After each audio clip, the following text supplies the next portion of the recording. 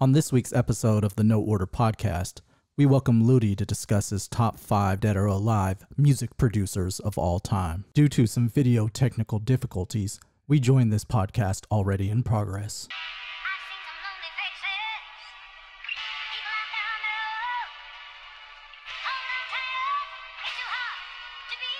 Who you got? Does it make your list? Which one of these is your favorite?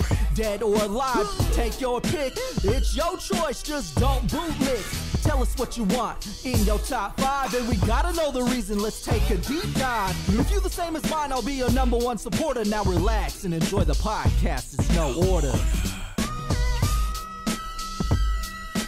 I'm forgetting to say, I'm scratch them off my list, because if it's going to be a top 5 and it's going to be about music is something that's fluid for a lot of people. It's always changing. It's constantly moving. It's like Bruce Lee with his, be like hyperbole water? About the exactly water, the river. So I didn't want to have anyone, in other words, I'll cut to the chase. I didn't want to have anyone that's already like a great, like they're in the pantheon. They got a marble bust, like they're in Valhalla already for hip hop or music or anything, right? Gotcha. Okay. So I definitely got some people on my list that are super obscure. There's probably like one dude on there that everyone would know. So I'll start with him first. First, and keep in mind, no particular order, right? Mm-hmm. So I would say Hit Boy. Hit Boy, I think, is... Hit Boy for number 5. What's that? Hit Boy for number 5?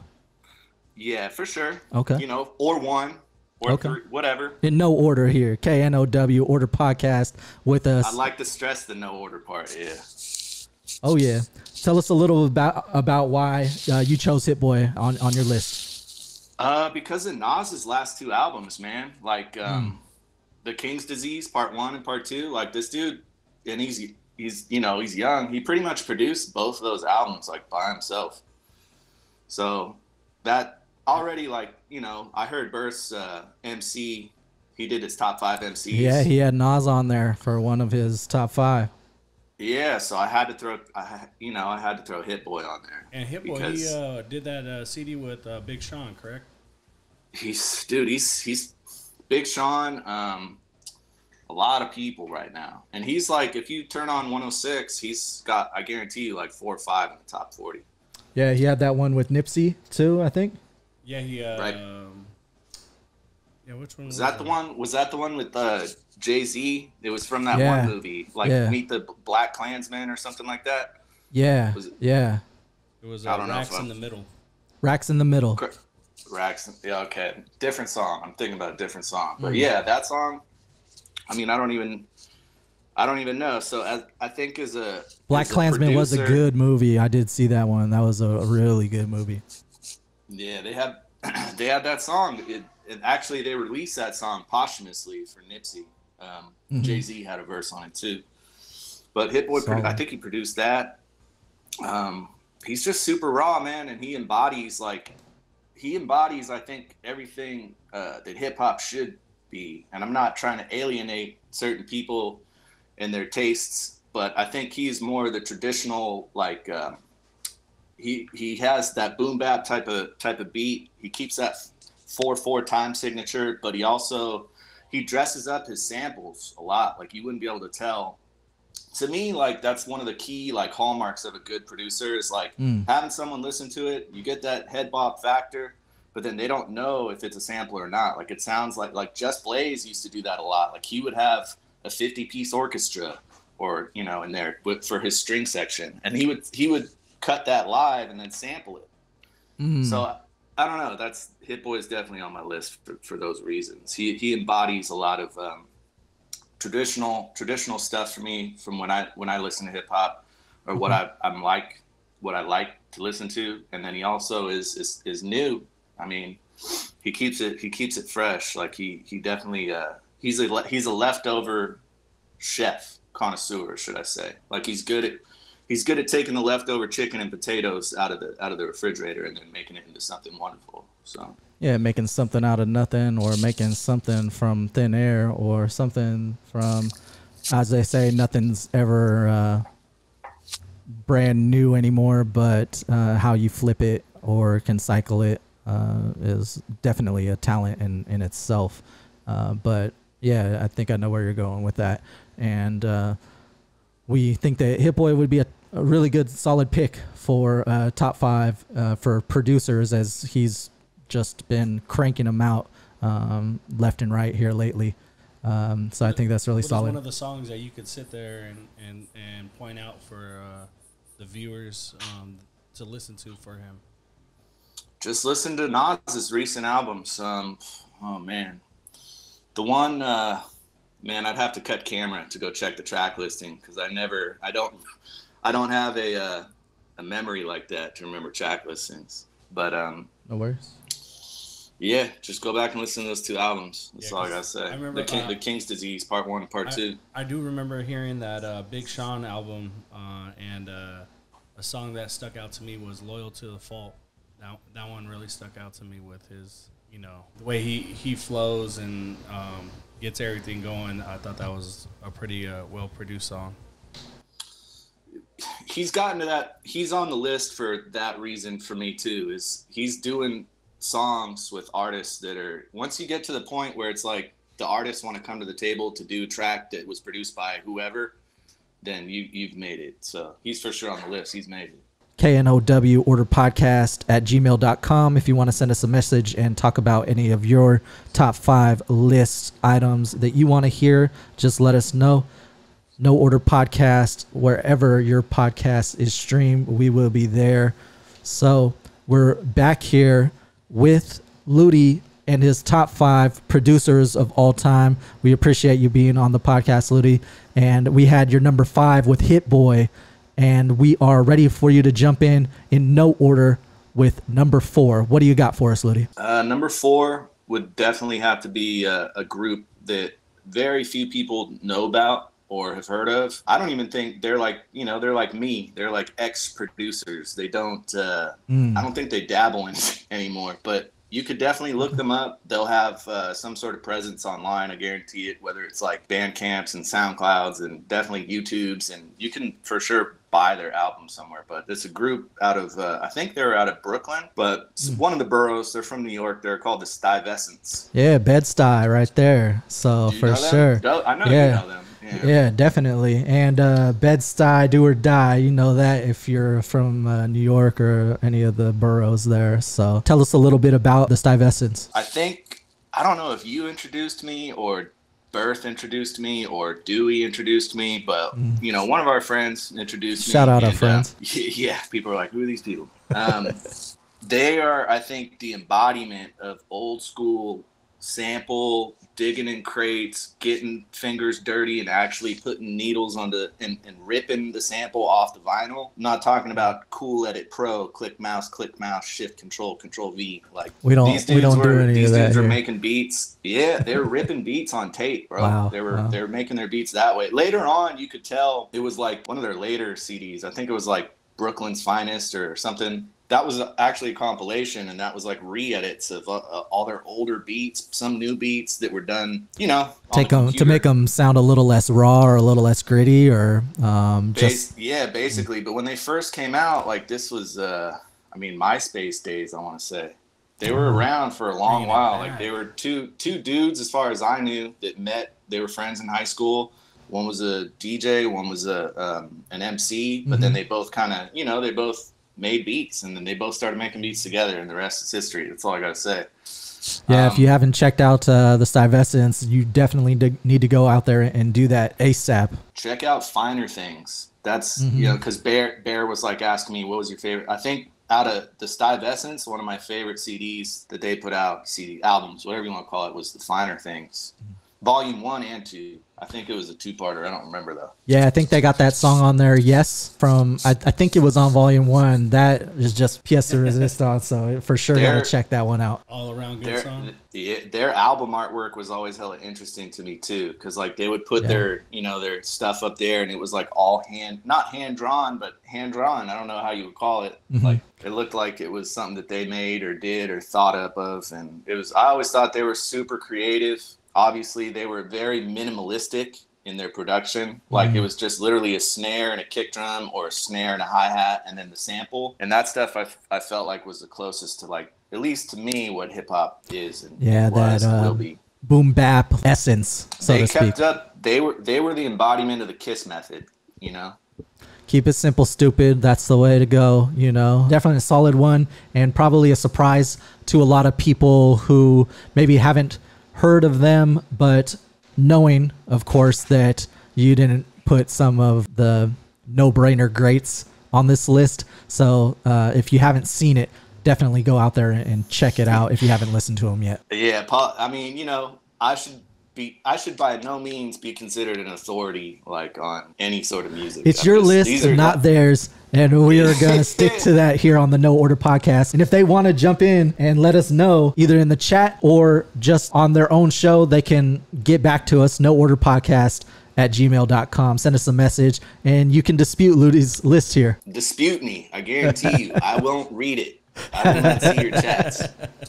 So we got number 5, and then that was number 4 with the Stuyvescence. Stuyvescence at number 4 and Hit Boy with number 5. I think we're ready for number 3. What do you got for us, Ludi? Right, so this is like the middle of the ribeye for me, and I think he still makes beats. I don't even know, but Jake One from Seattle, I think he should be on. He should be a mention for sure. Oh, absolutely. Definitely one of my top favorites. He's got a few songs with MF Doom. Oh yeah, you know, that just hits close to that white van music. Just loved it, bro. Back in the day, bro. If you don't know about it, tell them about it, Ludi. Yeah, man. I was in Rasputin's one day, and, you know, cruising the aisles as per usual, and white van music. He actually took all those beats and compiled them and made an instrumental album, and it was called White Van Music. I think it was 2 discs. Yep. I actually have it somewhere around here. And I wonder how much that's going for right now. I just would just like to know. $8. It should be more than, if that's the case. That guy is everything from East Coast to, so just how we were talking about with Hit Boy and the Stuyvescence, the KISS simplicity, boom bap, dressing up the samples. But then Jake One took all that best elements from what we just talked about, and then he took like a West Coast Dr. Dre type flair that just would sound like gorillas fighting in your trunk. Like his music would beat the hell out of anybody's system that I for sure like blew up an amp. I had those little 212. Yeah, like Jake One's music was something else because, like I said, it kind of took the West Coast and elevated it to, like, I think a lot of people think of the West Coast, especially us because we're in the Bay Area, they're like, man, that's stupid. That ain't rap. That ain't this. That ain't that. That's kid stuff. That's like Fisher Price, you know? Yeah. He kind of, keep in mind, this dude's from Seattle. So he kind of. Still West Coast. Shout out to Seattle. Yep. Not the Seahawks, though.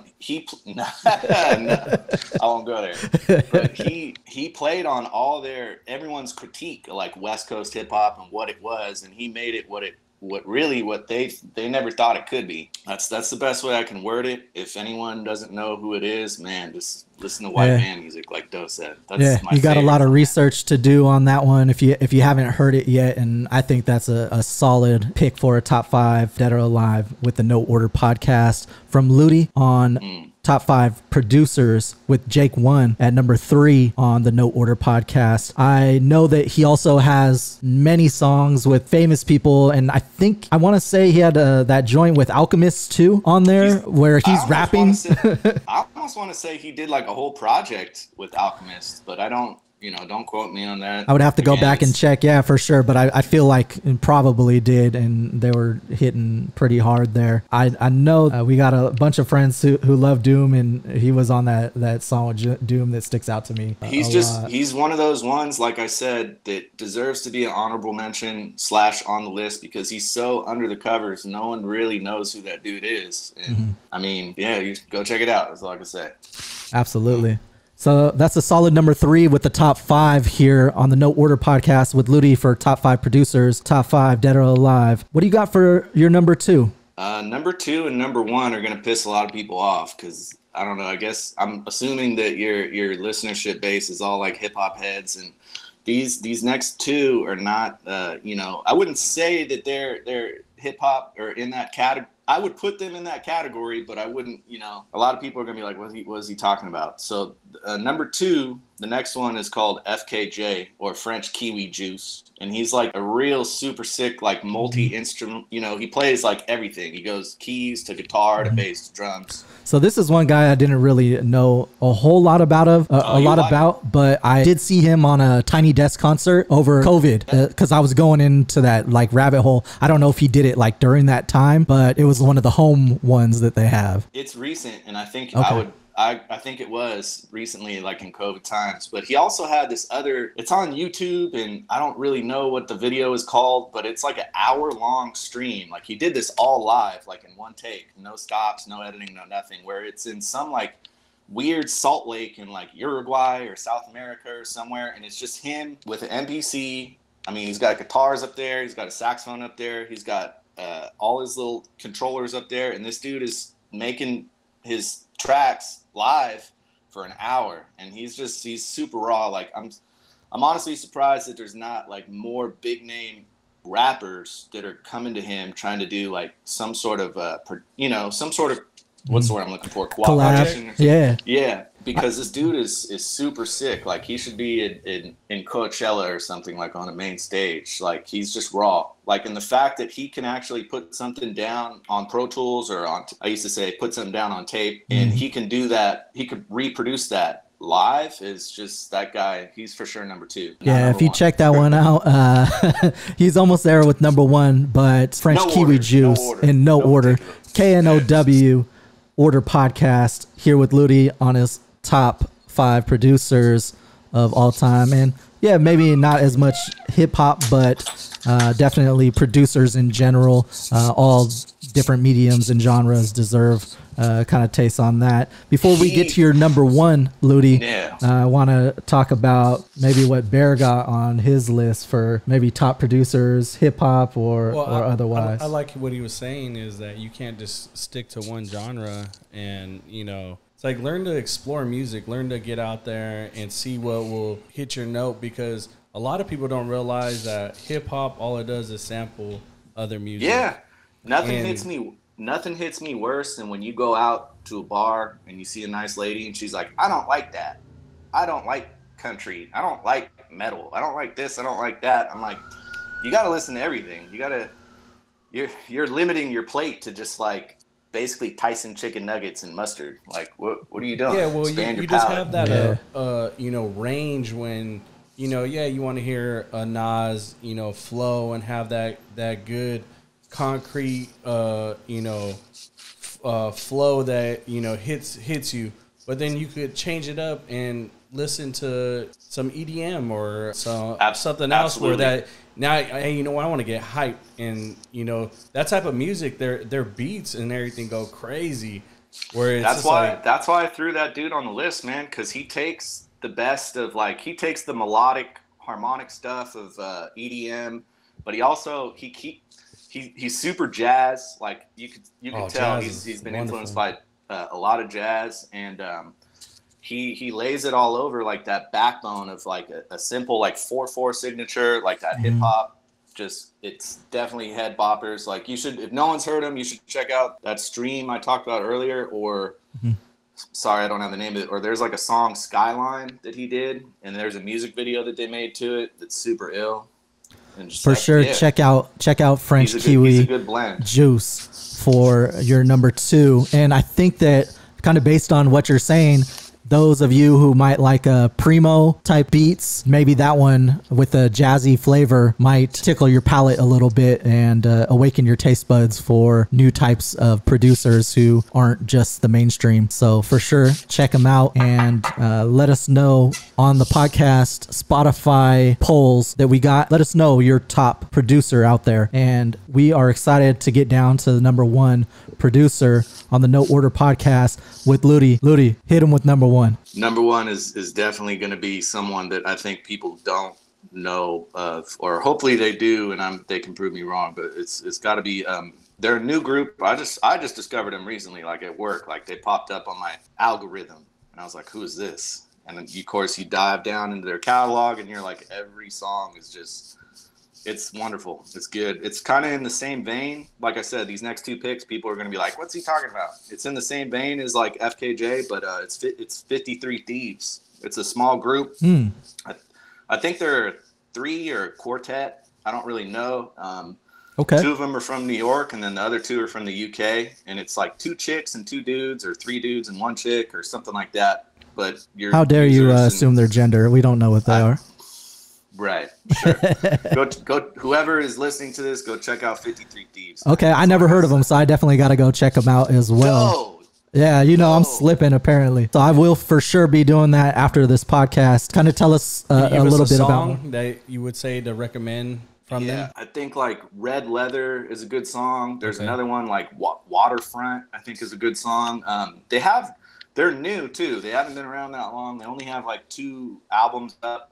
Or 2 projects up, whatever you want to call it. Okay. And they should be getting a lot more exposure, I think, in the music world than anyone gives them due credit, because these, again, they're live instrumentalists.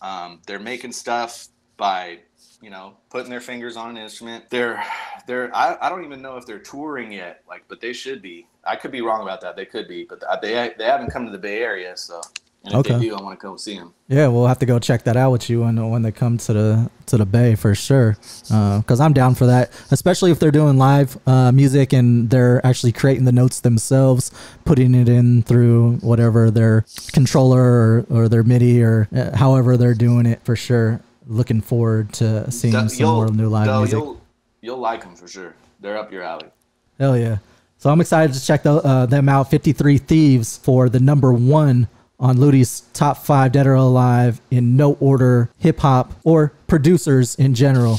Top 5 dead or alive. You see it here, folks, with them. What do you think, Bear? You think solid list, something that you might be interested in? I definitely want to check out the last 2 he talked about, just for the fact that it's not, like he said, it's not all pertaining to hip hop. So yeah, it's going to be a good listen. Yeah, and I know you're a big proponent for checking out things that maybe not the norm, telling people to check out the new country music or things like that. And I know a lot of people have come around onto some of those. I'll admit, when I was younger, I used to predominantly listen to like oldies and rap, and that was probably about it. And then as I was growing, you know, luckily I did have, you know, a brother and a sister who did listen to different music.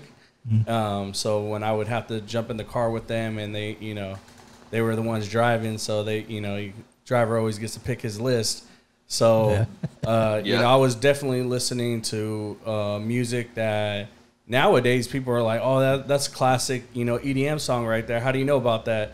And it's like, oh, well, my sister used to listen to it, you know, all the time, or, you know, that's a classic, you know, alternative song, and it's like, oh yeah, my brother listened to, you know, this type of music all the time. So it's crazy because, I mean, Do, you and I are the same age, but I think in the next like 4 or 5 years, it's weird, but it's like we're gonna see radio stations that are reformatted to like exactly what Bear's talking about, and then it's gonna be like classic whatever. Yeah, and it's like, man, that's not classic, but it's like, right, it could be feel old to somebody else. Yeah, you know, I got a daughter that, you know, listens to all type of music, and she be like, when she does hear a song that I hear, she's like, oh, that's old school, and it's like, wait, what? That's not old school. Yeah. Like, it's old for her. How old are you? Like 10? Yeah, for sure.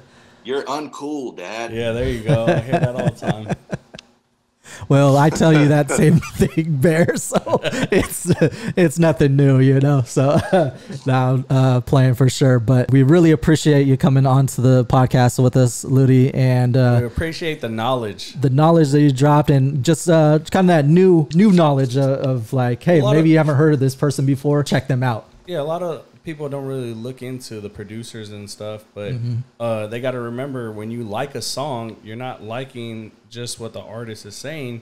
Right. You're liking the beat. You're liking what's going on there. You're liking how things came about. You got to dig a little bit deeper sometimes to see what else you're going to find in that guy's catalog that's going to, you know, spark your interest. Yeah, and they can have a completely different thought process or story to their song as far as like on a hip hop song than the actual artist who is making that rap or the lyrics over the song, and how much they can collab into it brings a lot, and there's a lot to say about that as well. Do you have any thoughts on that, Ludi? There's cats that are famous rappers in the Bay Area, like I won't say names, but for Livewire, there's rappers out there that are famous, at least in the Bay Area, that people know about, that have made house or EDM, different types of genres and what they do. Under different names, and people don't even know. People don't even know about it, and you'll be surprised, you know. Yeah, and they're sick and they're cool. Like you shouldn't just to touch on what we mentioned earlier. You shouldn't limit yourself musically to what's out there. Like just don't put yourself in a box. Man. Yeah. Don't just go for barbecue. Go for Thai food. Go for Indian food. Definitely get some get some pupusas in there. Get some tacos in there. Like everything. Get spice in your life. If you want to go to my part of the world, go to Croatia. Get some sarma. Get some pita and burek. Like you got to put everything on your plate. As long as we've been friends, I don't think I've ever had any Croatian food, so I'm gonna be hitting you up for that pretty soon, bro. That's because I never had any food at my house. He eats it before I get there. I see. That's because we would go to Dewey's house and just raid his fridge. She was bomb cook for sure. The best El Salvadorian food. Oh yeah. That any suburban curb server would love to munch. Yeah. Hell yeah! All right, appreciate your time, man. We do appreciate your time. Yeah. We do want to know what you think on cereal, bro. On cereal? Oh yeah. Man. So my lady gets this magic spoon stuff. They should probably be one of your monetizers or something later on. But that she gets one. It's like Cocoa Pebbles, but it's not, because it's their brand name. Okay. Am I allowed to say that brand name? I don't know. Sure, why not? I don't know. Yeah, the Magic Spoon version of Cocoa Pebbles, whatever they're called, is my top number one cereal right now. Okay, solid. And you don't fuck with no trash like peanut butter Captain Crunch, right? he doesn't let it go. I do love the trash. Man. Yes. Yeah, give me the peanut butter Captain Crunch all the way, bro. Give me like the Schmacks with that frog on there. Smacks that's Smacks. fire though. Yeah, fire. Okay. See, man, it ain't just me, bro. It ain't just so me. you finally found somebody else. I know at least 10 people. Everybody else has been like, nah, dog, you're on your own there. Okay. With the peanut butter Captain Crunch? Yes, sir. Yeah, he swears that it's the worst thing known to man, but I mean, by my tally, it's 10-2. We're gonna have to re-go over this. I think we need a revote. I might question these people's choices in life if they don't like peanut butter Captain Crunch. Yeah. Out of all the Captain Crunches, you're gonna pick the peanut butter. I would definitely win. No. You know what? I think like regular Captain Crunch is a close second to that. And then didn't they make like a berry one? All berries. Oops, all berries. I'm cool off the berries. Yeah. This is too. I could do the berry one, but for sure, top Captain Crunch is the peanut butter one. I think like top most cereal, man, of all times. Ooh, didn't they make like a? It's for sure Fruity Pebbles, but I don't know. Fruity. But you would pick the Fruity Pebbles. Don't be hating. I know a lot of people would pick it, but you saying Cinnamon Toast Crunch? French Toast Crunch. Yeah, the old school French Toast Crunch. See, okay. Hey, since you bring that up, do you remember the old what was it? The Honey Crisp? No, Waffle Crisp. Waffle Crisp. Yep, I do remember those smack. Yep. Waffle Crisp fire. I don't know whatever happened to them. They like disappeared. I don't know. My little brother lives in LA, and he was telling me one of his friends gets all these like weird cereals. He buys them from Japan. They have their own little market. They redo a lot of cereals from the United States. Dude, they do chips and other stuff too. They make like fire snacks and cereals that I'm like, what is this? Like peanut butter and jelly flavored cereal? What is this? If you ever get a chance, Japan has a variety of different Kit Kats. Oh, I love the Kit Kats. They fucking are dope. Like the matcha. Yeah, they got the matcha. Strawberry fire, cream, bro. Yeah, you got to go with those. They just came out. Yeah, they just came out with their ube flavored Kit Kats. Yeah. Damn, I've not seen that at my local. I just saw, but here it's not Japan. But they came out with a blueberry muffin Kit Kat. in the States. Ooh. Yeah, so I No want to try way. that. Yeah, blueberry muffin Kit Kat. I think it might be fire. I'm not sure. I'll let you know if all the Hayward liquor stores has it. Right on. We want to know, you got a top 5 comedy movie off the top of your head, what you might be into? Top 5 comedy movies. Like today or just All time. or? All time, in no order. Yeah, man. Wow. Let me say anything like with Leslie Neal, like Naked Gun. Oh, Leslie Nielsen. Or like Leslie Nielsen, the Naked Guns one, Yeah. like Airplane. Some more classic comedies.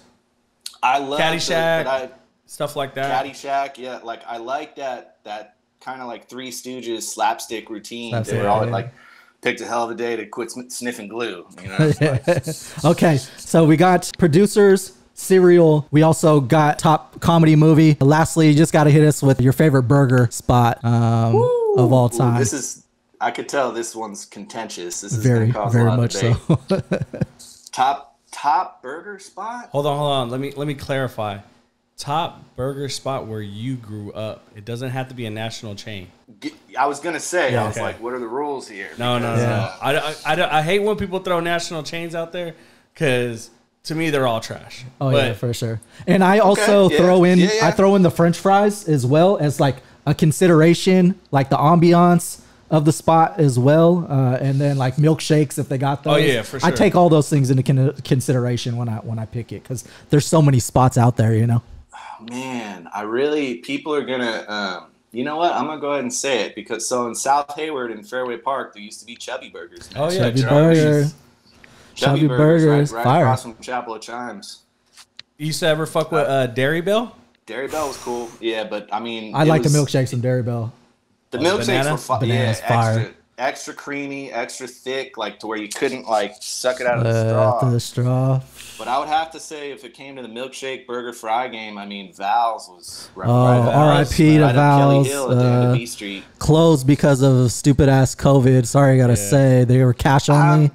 So So sad. I used to live for a time right there on Kelly Hill, and like I would hit their Saturday morning breakfast and just get the steak. big plates. Ranch steak and eggs, bro. Yeah, they're big plates. Yeah, long time ago, I had a family member who was the butcher for Val's way back in the day. So I grew up with Val's, and I would always get a root beer float as well because or the milkshake because you get that old school metal cup with your actual thing, so they double up on it. They would give you the milkshake in the blender cup. Exactly. In Baldy the blender still cup. does that. Baldy still does do that. And, Baldy's on Dakota? Yeah. Yeah. Oh, yeah, Baldy's would for sure. Damn, I should have said, you know what? I would say Chubby's is number one, but Baldy's is near and dear to my heart, man. Yeah, they had good food. You know, Always, man. A lot of breakfast spots. Solid breakfast. Came around and is new to the area, and Baldy's is still there, man. It's staying strong.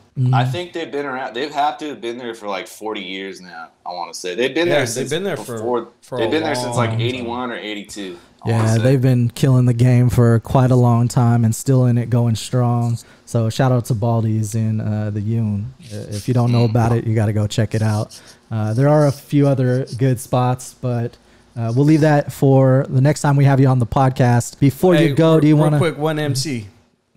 Oh yeah, top 5 MC. Just one. It don't matter. It ain't about number one or anything. Just no Biggie, no Pac though. Unfortunately, you can't list those. Fair enough. I feel like there's a lot of people that there should be on that list that you can't name either. Then I say like no M, no J, no Nas. Okay. Yeah, we let Biggs do his Nas, but yeah, Biggs Nas Biggs is number one on Nas. mine too. Yeah, on his. He would. All right. Top MC. Wow. Before you even think any further, I'm gonna throw a curveball.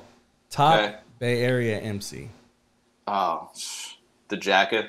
R.I.P. to Jacka. Hey, I don't want to bust you out here in front of the entire world. Nothing bad. I'm just wondering. I know you got a song. Okay. I know you got a song with the Jacka. I did. I made a whole album with him, and they only made the one song that they picked the best made it to his Tonight Show album. So I used to make beats for Livewire. Like it was all because of this girl. She went to Hayward High. we were friends with her. Her name was Janelle. I'll just leave it at that. And then her cousin, this other girl, was she was basically cousins with everyone from Cypress Village. So like Jay Jonah, Lil Blood, Shady Nate, obviously Stalin. And through them, I actually met DJ Fresh. Like, you know, DJ Fresh. And he made a gang of those Tonight Show albums, which are all super fire. If you don't know who that guy is, you should go check him out, because he's a super. You know what? I almost put him on my top 5 producer list, but yeah, I could see that. I don't know, but DJ Fresh times 3, world's greatest DJ, whatever he goes by now, I don't know, but he's super sick because he took all these cats from Oakland and he kind of put them all. At least he was a driving force behind it, because he was the main producer. He put them all on one album. So through him, yeah, I met a lot of people. I met the Jacka, I met Mr. Fab, I met Mac Mall, I met Planet Asia, the Grouch, like all these cats that I made beats for over like a 5 or 6 year period. So it was cool. So this gives me a whole list of questions that I do want to ask you off stream here in a minute, but we'll leave the fans out there in wonder what they leave them in disbelief and utter hatred. For sure. No, we love our fans out there, so feel free to drop a like on the video, you know. Appreciate y'all. Yeah, for sure. So Ludi, we do appreciate you coming on to the podcast with us. Anything else you want to leave us with before we let you go? Man, I hope the A's stay in Oakland. Keep the A's in Oakland, y'all.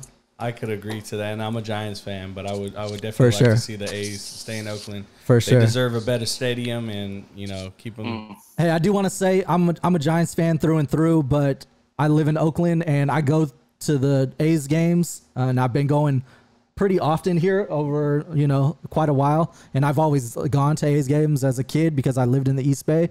And I want to say that they put on a great venue. The venue itself, the treetop lounge that they got in there, it's nice. Like, I was like blown away by all the stuff that they got, and I'm just surprised that they want to leave when they could stay here. We just got to get more people coming to the actual games. Got to show up and show out. That's a whole nother podcast. For sure. You know how it goes. I just had to say my spiel. Ludi, we appreciate you on the No Order podcast. Feel free to check Ludi out on any of the YouTubes, things like that. You can see that he makes a lot of those beats for sure. So I always got a close place in my heart, bro. And for sure, thank you again. All good. Love you, bro. Love you too, bro. We'll see you on the next one. Bear, appreciate you, bro. Yeah, appreciate y'all.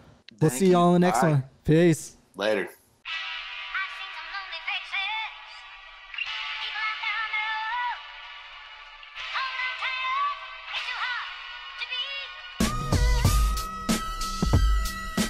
Support the No Order podcast on Patreon today and follow True Hogs Club on Twitch.